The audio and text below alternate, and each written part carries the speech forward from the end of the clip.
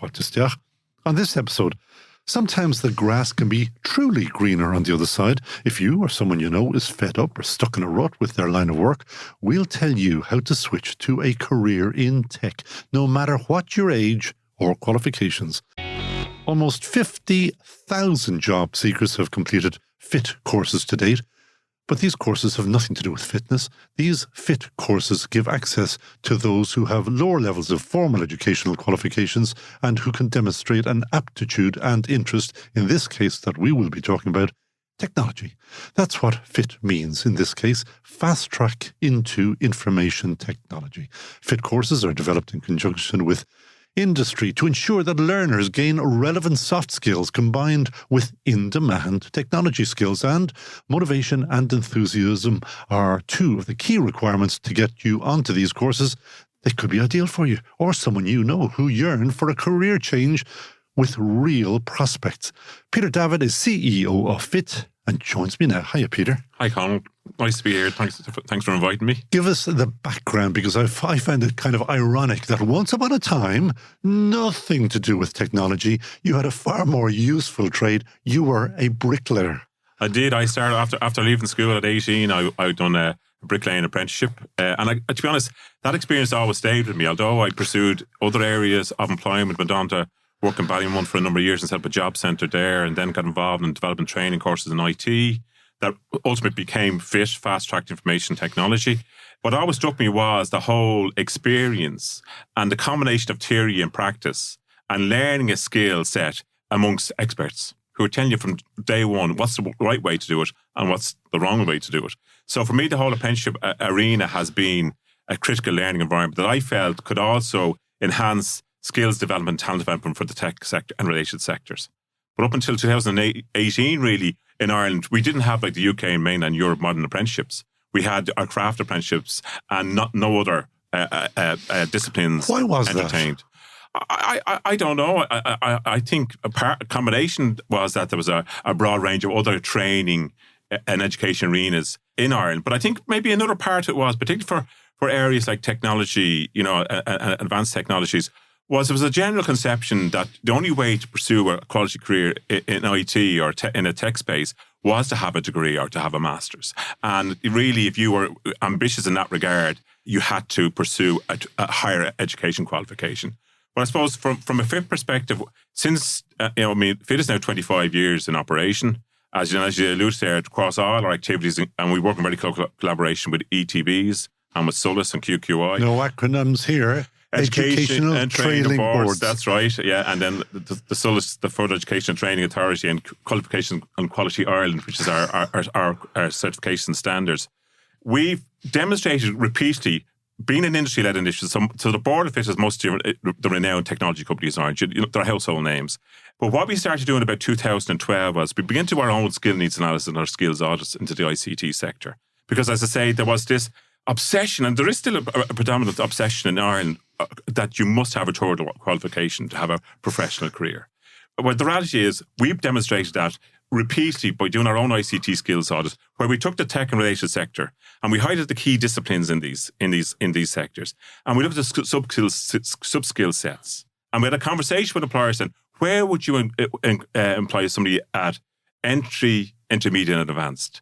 And we were able to demonstrate that further education could satisfy 70 to 75% of those roles that they required. Now, these people who do qualify, do they get a piece of paper? So is it just another way of getting a piece of paper? Well, in terms of the apprenticeship program, which is now our primary initiative for development, is they get a national certificate. Okay, so a level 6 award. So it's just another way of getting the pieces of paper. Yeah, but it's a different experience. It's a different experience for the learner on twofold. The emphasis isn't on rote learning.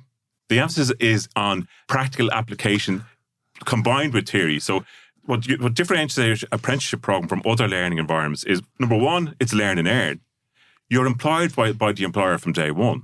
So, which is good. Which is great. That is a good thing. And because a lot of people can't afford or don't have the means or income to fund a third level qualification, neither themselves or maybe their families. Secondly, not everybody learns in the same way. My argument is, while they are different learning environments, they are equally valid. smart people with smart skills come to do our apprenticeship program. And this particular one, the technology one, you have just shy of 1,000, I think, already gone through. Where have those people ended up? So we have something like a 92% placement rate within industry. And I'm being smart. What happens to the other 8%? Well, there are combinations. Some people may not have completed for one reason or other, health reasons or other reasons, or others might have got completed their qualification and went to travel abroad. But we have a very high retention rate with the employers, and that's for two reasons. One is, first of all, we have three key tech apprenticeship programs: software development, network engineering, cyber security. And I say these are level 6 awards. But just to put this in context, on your average degree program, you would be doing maybe 12 hours a week across all subjects for 3 to 4 years. If you take a tech apprenticeship program, you are doing the equivalent of 25 hours per week on depth of theory and practice and knowledge of the technologies. So it's far more hands-on, but it is theoretical as well. It is a challenge. People have to be tech enthusiasts. They have to have a passion for IT to pursue this. But what it does, it opens a whole broad arena in terms of people considering the tech sector. And good news for the tech sector, we were able to demonstrate to employers was that you can get access to a broader talent pipeline, a more able talent pipeline, if you complement your grad programs with apprenticeship programs. And the interesting thing, I remember we started actually the first apprenticeship program on my birthday in 2018, and it was August. And I remember hurlers on the ditch saying, you won't get an employer put his hand in the pocket or her hand in our pocket for an apprenticeship qualification, a level 6 award. They won't do it. Well, we started off with our first, I think it was 15 apprentices back then, and I think we maybe had 10 employers involved. I'm pleased to say now we have over 870 apprentices, and we have 450 employers engaged. Really? 450? And any of those big names? Which big names have you got? Well, they're all of the big names are there. The Googles, the Microsofts? Absolutely, yeah. AWS, etc., So MasterCard. you could end up working there if you apply for this. Without a doubt. And the feedback we get regarding the calibre, all of the major household names in the tech and related area, and including like the consulting houses like Accenture, Ernst & Young, etc., have availed of the apprenticeship program. And what they have clearly articulated to us is that the calibre of the individuals coming to their organisation through the apprenticeship program is second to none. I've heard that repeatedly. And the other important thing just to say then is it's not just the major multinationals or large Irish indigenous companies. It is the SMEs also. And critically, I mean, one of the thought leaders and leaders of the apprenticeship program in Ireland has been government. Barry Lowry, who's the government chief information officer, he's been a champion for apprenticeships right across the public sector. And there's a target now of 750 apprenticeships into the public sector. Per annum? Well, initially to 2025, but then it's to grow, it's to build on that there afterwards. Now, what is the program for the program? Where do I apply? How do I get in? What do I have to do? Because there's also another one that I want to get onto. Age. You don't care what age people are. So the interesting thing, if you look at the makeup, so why we want to embrace a broad cohort of people. What you have to be considered for the apprenticeship program is to have your leave and cert equivalent in the first instance, right? Well, what about people who haven't? So then we have feeder and taster programs, pre-tech apprenticeship courses that can get them up to speed, get them up to the level that they can then apply for the So you're not knocked out if you haven't got your leave. Absolutely. The philosophy in fit is, I use that phrase, and I know the staff, the team do laugh at me because I use it repeatedly. The philosophy of fit is all roads lead to Rome. If you've got an interest in IT or technology or logistics, we believe we'll start with you at level 1 to get you to the level 6. Everybody who has an interest, all you really need for a career in technology is an interest and a passion. And it won't cost you a penny. Won't cost you a penny. How lovely. Now, so what's the program? When does it start? Is it a September start? No, we have repeated starts. Our delivering partners are the education and training boards. So we deliver apprenticeship programs right throughout the country. And the way it works is the employer funds the individual on the program. So the employer's paying the salary, if you like, and the state pays the training costs. And it's a combination of then on-the-job and off-the-job learning. So there's blocks where you're in the workplace for a period of time, and there's blocks then when you're off the job in a training centre in a college, doing the theoretical applied learning. And I suppose that the interesting thing that we've done, and in fairness, like a number of tutorial qualifications, have gone beyond rote learning now and have got practice projects and all the rest, and assignments and assimilations. What we do in the apprenticeship program is you're getting a combination of the theory, you're getting the practical application, you're getting discussion and debate, you're getting demonstration. So it's a broader framework of learning. And I think we believe, and we put a huge emphasis not on the theory and the technical skills, but also on the interpersonal skills, the communication skills, the leadership skills, because you have to be around a person in tech. You're either talking to a line manager or a customer or a client, so you can't just be in a hoodie in the corner, working away in technology. And that's the other point I want to get across. Particularly, we have a huge emphasis on encouraging more and more female participation in the tech sector, and we're having really growing success. I think we're about 28 to 30% participation in the apprenticeship program in one course or another. I won't be happy until we have that at 50-50 in terms of participation. And the other important thing is not everybody in IT is coding in a dark corner or pulling networks apart. People have a whole range from project management to product management to client management to media management. There's a whole plethora of jobs there that you need some appreciation of technology, but you're not. How long does it last? To get me to a level 6 would take 2 years. 2 years from start to finish. And do I start on minimum wage or no? So we put a baseline in terms of the tech apprenticeship program. So it's roughly 16,000 in the first year. I think it was just about 320 a week, and 20,000 in the second year. That's what the general sort of payment that apprentices receive. Now, I have to say, there's many sponsor employers of the tech apprenticeship program who are paying more. But that's what we leave as base. The important thing to remember is you're on a training program, so it has to recognise that in terms of the level of salary being given. And age. So at this stage, the interesting, the vast majority of our apprentices, funny enough, when I look back at that, are actually between the ages of 25 and 45.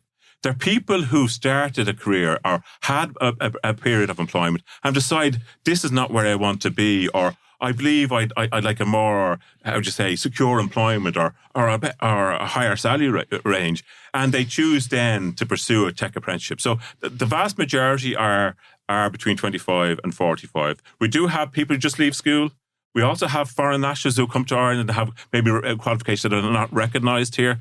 And we have what I call the tech enthusiast who's been working on computers in their room or a home for years and now say, maybe I could do it. Maybe there is a job for me. And what age is the eldest person that's been through?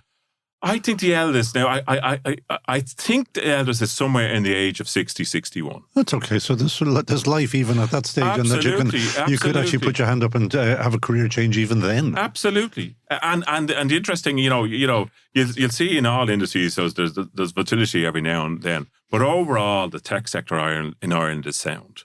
There is a volume of roles out there, and the interesting thing is that I think more and more employers are realising if they were just to rely on higher education qualifications, they wouldn't satisfy all the roles that they have. Secondly, they're also... What is the deficit, just off the top of your head? Are there thousands of jobs vacant there, or... We done a skills audit a number of years back. Now, this is we have to do it again, but we done one in 2018-19, and back then there was 5,000 vacancies, unfilled vacancies. So there's plenty of, back then anyway, there wasn't. So it ebbs and flows a bit, but overall it's robust. Because we're placing people on these apprenticeship programs. And if somebody wants to get involved from an employer's side with you... So either an employer or an individual who wishes to pursue this as a career opportunity, it go to the FIT website, www.fit.ie, and there's an employer window and there's an apprentice window, and it provides all the information. How did you get the fit.ie web name? That's not a bad one to have. Well, so the whole name was Fast Track into Information Technology. Yeah, but I'm sure every fitness place in the country wanted fit.ie. I think we were there before the fitness places. I mean, Fit came into existence in 1999, so we're a quarter of a century around at this stage. So I think we probably were first up, best dressed. And I presume also that you are nationwide? Nationwide, the apprenticeship programs run nationally throughout the year. So don't be worried where you're located. We'll find a location for you. And the critical thing for employers, and just to say, like we have apprentices now who start in 2018 who are now senior managers in organisations. That's wonderful, you know, isn't it? Who Must came make you from very happy. Yeah, absolutely. Who came from backgrounds where they didn't perceive maybe that they would be working in this career. Yeah. Like a fellow called Peter Davitt, who was a brickie once. Absolutely. I love that. You're probably losing out on your wages now because you probably make more money out of that. Yeah. It was a great job in the summer, but not so good in the winter, you know. But as I say, that whole concept of that methodology of learning always stuck with me. So when I saw the opportunity that we could deliver apprenticeships in Ireland, and tech apprenticeships, we jumped at it. Which is understandable. Now, you know, we have a final question. Yeah. Which is, you see the way he said, yes, I love that, because not a lot of people say it because they haven't read their email. Yeah. It's, who would you hire in a heartbeat? Well, the easiest answer for me to say is a tech apprentice. Well, I suppose it is, but you have to name somebody. Well, and then I thought about that. Who afterwards would I? Who emblems all of the characteristics that I like to see? And I think Bruce Springsteen does it for me, because he's a man of passion, you know, of joy. He doesn't live off of celebrity fame. He lives, you know, I've been to so many Bruce Springsteen concerts here, and his whole energy at a concert is to entertain and to engage. And I've brought people who haven't been Bruce Springsteen fans along, and they have been overjoyed by it. Whereas I remember years ago, I used to also like Police, and I remember going to see Police and Sting in Croke Park. I don't know where you. He's the other end of the stick, isn't he? There was no effort to entertain the people. Do you know why? Because he's not very entertaining. Yeah, whereas Springsteen is. Absolutely, and he imbues passion. And I would be saying, I suppose, what I would be saying to any person today about in any consider a career or a new craft, if you have a passion, interest in something, that's where to start. That's where you start, because passion will get you to where you want to achieve. And passion, when you're working in your passion area, is not working. It's being in love. I feel exactly the same every day. I am blessed with the job that I have, and I work with a wonderful team of people. Final question, but very briefly. You said that you had brought your bricklaying skills with you. Are you build walls at home or anything? Not so much now. I used to do a bit of it, but not in recent years. I every now and then there's some construction going across the way from me, and actually they're doing some brickwork at the moment. And every now I'm envious to say, give us a go there, hand over the trail. I bet you're still looking at it, say he's done that wrong. See that? But there's a great sense of pride in bricklaying. I still go around the city and elsewhere and highlight to my children who now are young adults. I built that. That's nice. I built that. Yeah. Okay. Listen, you are now CEO of fit.ie, and you are Peter Davitt. And thank you so much for joining us on That Great Business Show. Thank you, Conall. Much appreciated.